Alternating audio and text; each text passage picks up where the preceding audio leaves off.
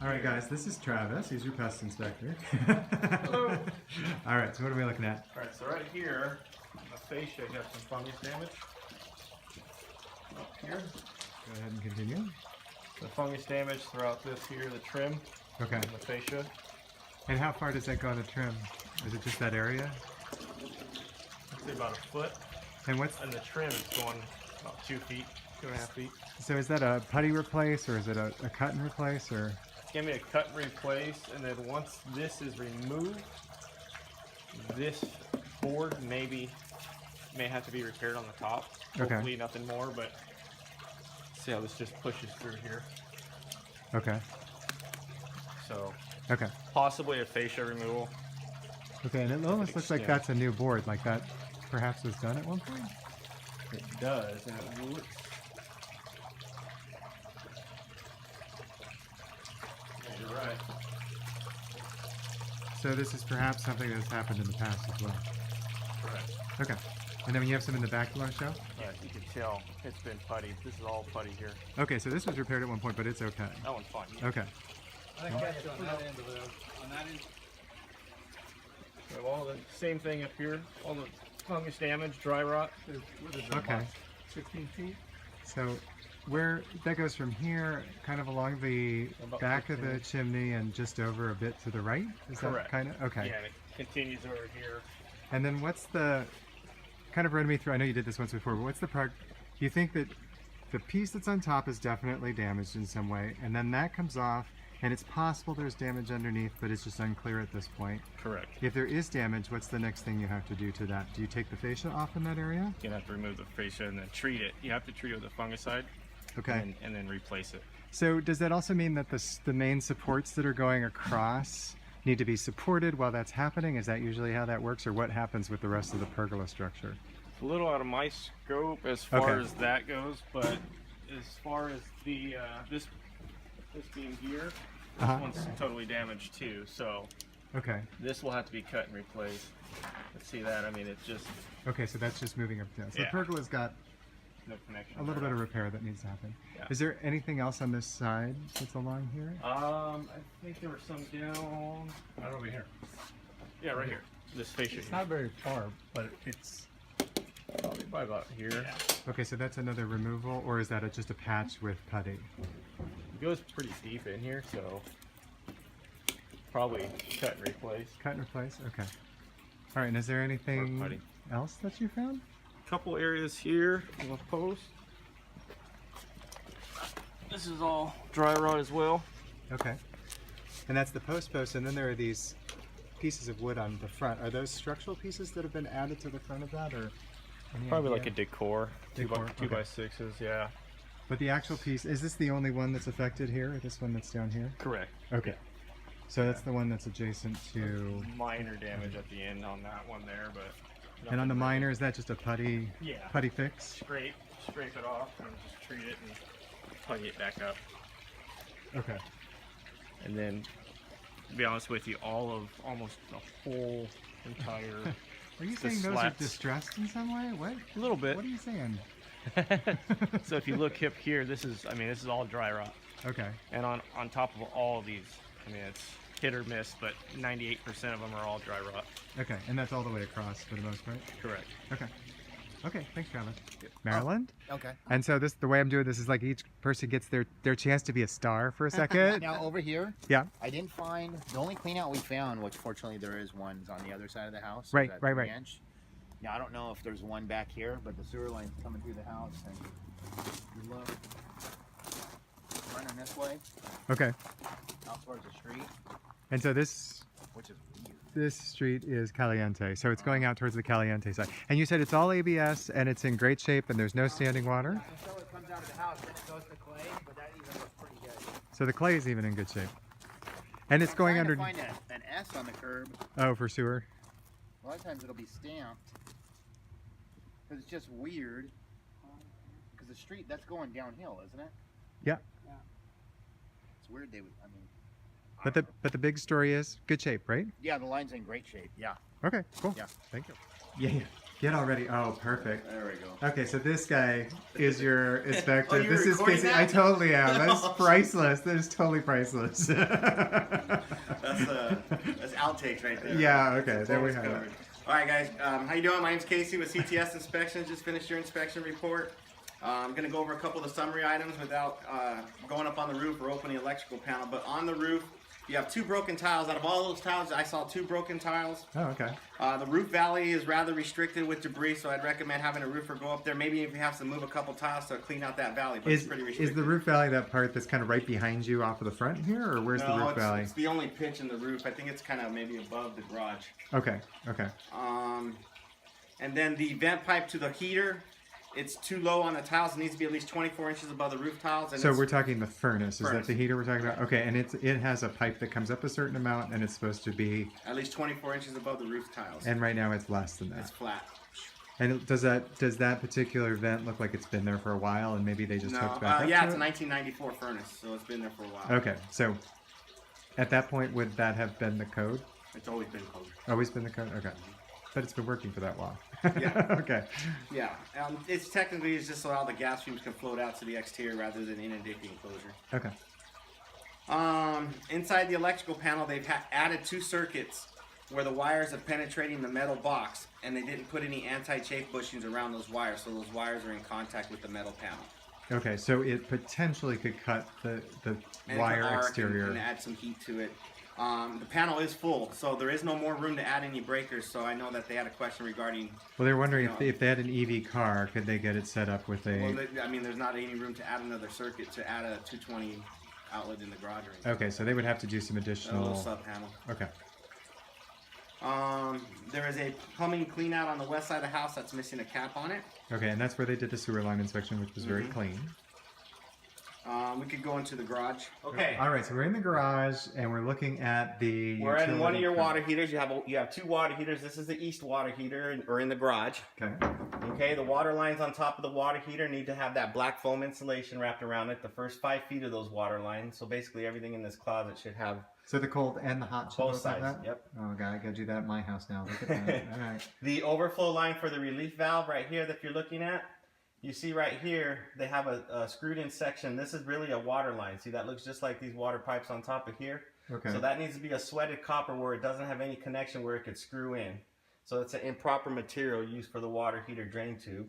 Okay, and how old is that hot This water is a heater? 2004 water heater. Okay, so it's been there for a while, but that is incorrectly installed. But Correct. What's the lifespan typically of those things? Well, you get at least 15 years, but they give you about a 7 or a 9 year warranty on them. Just like cars, though, they'll give you a 3 or 5 year warranty. Okay. And we know they last longer if we take care of them. But 15 years, it's not knocking or anything like that. It only does the east side of the house, so it doesn't have the whole load of the house on this one. So it might last much longer behind. This pretty much does your bathrooms and your kitchen and your laundry area. The other one does your 3 bathrooms pretty much. Okay. And then here, since it's on a raised wooden platform, it should have a drain catch pan underneath the bottom of that furnace right here, which it doesn't. Okay. Okay. Here is your furnace or your heater. This is a 1994 model. This is a little older, but it's a heater in the desert, so we don't use them very frequently. So they But this flex high gas line, miles on it rather than city miles. Is that what you're saying? pretty much, yeah. It's probably just got fan miles, not any really heat miles. But this gas line right here, it's not allowed to penetrate inside the firebox right here. Okay, so the flex line is supposed to be a hard line coming out of the box, and then it can be flex line. Is Correct. that the You idea? want pipe like that. You want a steel pipe inside the unit. Okay, and as I said, this comes up on every inspection. So, okay, great. Cut. And that's how you change the filter out too, right The there. filter's on the bottom right here. Here, you have a reusable type where you would hose it down and put it back in. Okay, This is dirty right now. It does need to be cleaned out. okay. Still in the garage, what I noted in the garage is your fire door, which is the door that separates the garage from the interior of the house. Okay. It's required to, when you open it, it should shut on its own and latch. And yours doesn't have enough tension to latch. Okay, so if there was a fire in this garage from your car, from your gas water heater, your gas furnace, this door is designed to keep this fire contained in the garage for about 20 minutes. If this does not last, this fire is just going to blow this door open, get into the house quicker than designed. So is that just an adjustment that has to happen there's to the tension hinge? hinges that need to be adjusted. That's Okay. it. Okay. Okay. All right, so we're coming back out to the courtyard. Yeah. What do we got here? Okay, so what I noted here in the courtyard is the water feature is not level. Okay, if you see it, it's only really draining that upper tier. It's not level. It's only draining on this side If you come and you can kind of balance it out a little bit, you can see that's how it should be, and you get full droppage. Okay, It's not level, so like some of those plastic wedges you get from the shim or store. something like Yeah, that. okay. Yeah, a little shim. Okay, we're gonna go around to the east side. Okay, so this doorbell did not work. This intercom thing. So the intercom rings inside, but the doorbell doesn't. does not. Okay. Okay. All right, Here we are inside. We're on the east side of the house here. You have an outlet right here that's on the east side of the garage here. That is not GFCI protected. Okay. All exterior outlets should be GFCI protected to have the buttons that trip and reset, or wired to the buttons that trip and reset. And that's just a regular outlet that's not tripping. Okay. And then this is just the cable box that's Yeah, there's a open coax right there. and they have it covered. Okay. Here there's a mister pump. Okay. I was not able to test it because it's not connected to any power. There's no outlet or anything out here. There's no extension cord that would, let me plumb it up. Okay, so But when I turn on the water to it, the water goes to it really well, but there's no power for me to test the mister system. so it may or may not work. Correct. Okay. Okay. How about the compressor? Compressor's a 2012 5-ton system, so you're good on the compressor. Everything worked with that. That's all solid. Nothing wrong with that. Over here, you got some damage. Oh. West side of the courtyard. Lots of background noise because they're working on, Lord knows about across the street. All right, so we're west side of the courtyard. This gate right here has some damaged wood, latch hardware. Just want to plumb that up. That's missing the cap. You want a cap on that just so you don't get any debris or any leaves in there that'll clog up your sewer line. Okay, and that was the clean out that they used when they did the sewer line, and it goes under the house all the way to the other side. Okay. Okay. This is the other water heater that's located in the west closet. Okay, it's a 2012 model, so it's newer than the other one. Still, again, missing the water lines that have the insulation around it. So the insulation, that's just that black insulation needs to be just taped like around this. It just needs to do all this. The first 5 feet of the water lines. Okay. Okay. No catch pan needed because it's outside. No, it's outside. We're good And there. it has hard wire. Yep, plumbed out perfectly. It even has a little knocking thing there for some reason. Yeah, it's got a little expansion bullet. Little expansion bullet. Backyard now. Okay. Okay. This is an outlet. I said on the south side of the house, outside the master bedroom. That's not GFCI protected as well. So this is like the one that's over by the misting system and whatnot that's not GFI protected. Okay. Okay. Here, the rear patio roof. Yep. The rear patio roof was, it's attached to the fascia.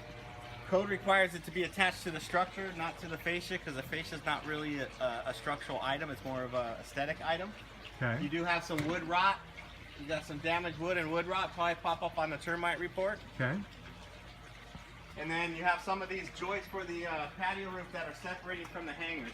Okay, so probably going to need some new brackets to shore that all up, just so it doesn't continue to Okay. separate. Yeah. The pest people actually just pushed up on it, and they said there was some dry rot, so they were kind of come back and take a look at what happened there. Okay. Anything else out here? Yeah, there's an outlet right here that's on the south side of the house. I said outside the dining room. That's also not GFCI protected. Oh, one of the original ones. Okay. Okay. Moving on, there's another one on the east side of the house that's not GFCI protected. Right over here.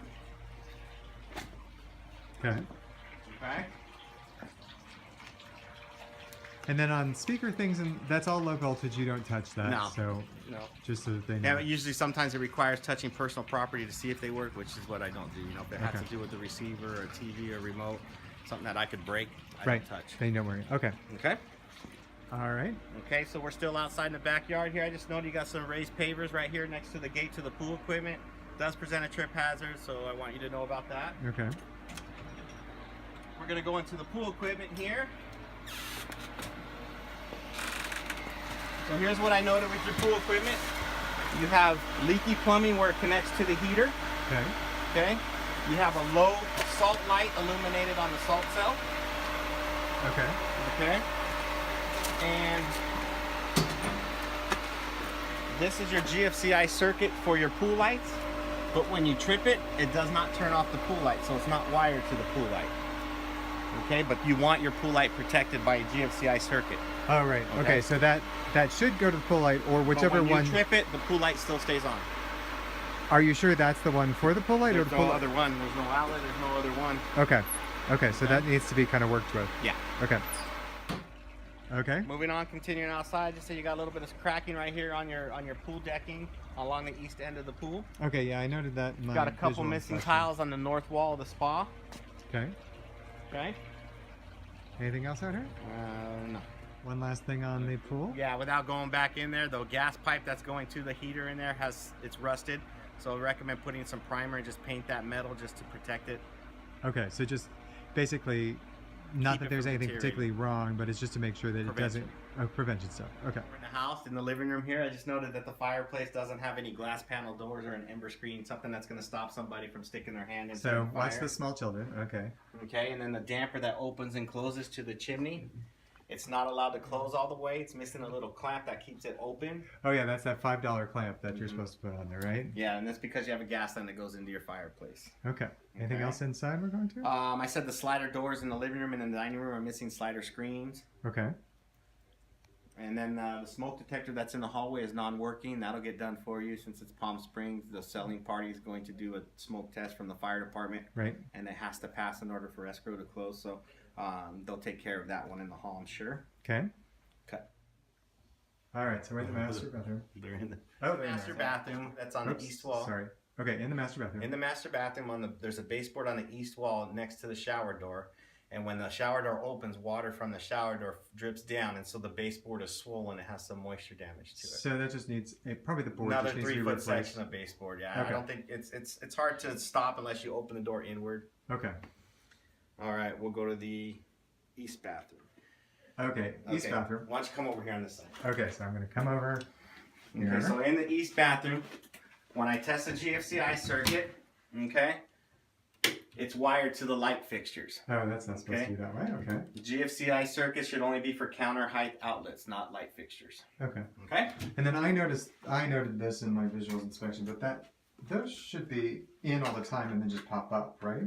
Oh, yeah, or you can pull them out and put them in, but yeah, Okay. I don't really worry about that just because it does stop. It does. Okay, so it's The okay. whole water. It's okay. It sits down Yeah. the side. Okay. Yeah, some people will set it up. Okay. Okay, we're in the kitchen, and there's somebody's in the bathroom, so we can't do it in the master bath. But in the master bath, the The tub does not have a faucet, valve, or a handle, so there's no water flow to the tub. It appears to be abandoned at this point, so I'm not able to test anything that has to do with that tub and that master okay, bath. so we'll have to find out what's going on there. Okay, what's Okay, up now? moving forward here, same thing that's going on in that east bathroom. When I test the GFCI, it's wired to these pendant lights. But not the rest No, of the lights. just the pendant Just the lights. pendant. So those were extended at some point off of one of the plugs. Correct. Probably. Okay. Okay. Also here in the kitchen, I'm gonna Yep. sneak behind Mark here. Oops, gonna come around the other way. The exhaust vent Yeah. above the range is a flexible corrugated material. It needs to be a rigid with a smooth interior, just like this pipe right here. Inside the attic, they have the proper section of pipe, but just here in the cabinet, that grease will build up in these corrugates. That's why it's not allowed. Okay, so this one section here that's visible is really just incorrectly done. Correct. Okay. Proper material. And then you said that the appliances look like they were all 2013. 2013. I Okay. think they bought the four appliance pack: refrigerator, dishwasher, range, micro hood, all in 2013. All Frigidaire. Okay. Okay. Also here in the kitchen, what I noted is the dishwasher drain line. Is this a high loop? It doesn't have any, but it has enough slack for a high loop. But when you don't have an air gap on your countertop, then you need to have a high loop installation with your drain hose. So what you want is you want that drain hose to be higher than where it goes into the disposal, which So yours isn't. The excess on the left-hand You have side some excess basically right needs here. to be tacked up higher. They'll get a than little the bracket and secure it to the bottom of the countertop. Okay. Okay. So still in the kitchen here, the only thing I'm noting is the sliding screen door to the slider door in the kitchen is not here. Up in the attic, there's two items in the attic I noted. One of them is there's a junction box that has wiring in it that's missing a little cover plate. Okay. Okay. And then you have the ductwork here is the original, so it's a rigid ductwork that has insulation wrapped around it. It's not a flexible kind like nowadays. And I think they replumbed the house at some point in time and somebody crawled over it. So there's a little section of that ductwork above the west bathroom that's collapsed. Okay, and that Okay. somebody could drill in, make a hole, and then pull it back up. Yes. Probably. Okay. Yes. And that's pretty much all I have. I had you because it was on my visual inspection above the door here. Okay. Yeah, there, you there had was a a little thing. small crack and a little bubbling, and I just don't want to make anybody worried So about what it. I noted is, what I think with this little, this is minor in nature for a 1973 house. So, but what I believe they did here is they probably tapped in to run speakers, either an outside and here on in the dining room ceiling, And there's also a little patch mark in the dining room where I believe they just fished wiring for the speakers. They Okay. just didn't patch it completely to where it's non-visible. All right. So in general. General, very good. Okay. Very good. You know, there's no perfect house. I got to note something. Yeah. Well, a lot of the exterior outlets, you know, some of the original ones is because of the age of the house, but you know, every time it transacts, you should want to bring that part up to code. The electrical, just because GFCIs are very important, and the ones that they did add, they did not GFCI. So. Okay. Great. Okay. Okay. Well, thanks, Casey. Appreciate All right. it. Okay.